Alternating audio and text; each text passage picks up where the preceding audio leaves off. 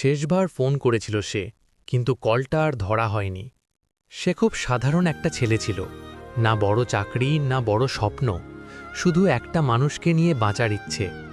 প্রতিদিন রাতে কাজ শেষ করে একটাই নাম ডায়াল করত সে, আর ওপাশ থেকে আসতো পরিচিত কণ্ঠটা, খুব ক্লান্ত, কিন্তু তোমার কথা শুনলেই ভালো লাগে। তারা বড় বড় কথা বলতো না, শুধু বলতো একদিন সব ঠিক হয়ে যাবে।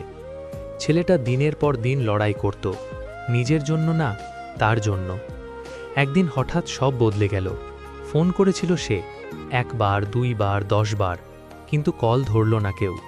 পরদিন শুনল ওর বিয়ে ঠিক হয়ে গেছে, কারণ ছেলেটার ভবিষ্যৎ নেই। সে কিছু বলেনি, কাউকে দোষ দেয়নি, শুধু রাতে ফোনটা হাতে নিয়ে বসেছিল। শেষবারের মতো কল দিল, কিন্তু ফোনটা বেজেই গেল। আজও মাঝে মাঝে সে ফোনটা খুলে দেখে, শেষ কলটা তারই ছিল। কিছু ভালোবাসা হারিয়ে যায় না, শুধু নীরবে বেঁকে থাকে, ভীষণ কষ্ট নিয়ে।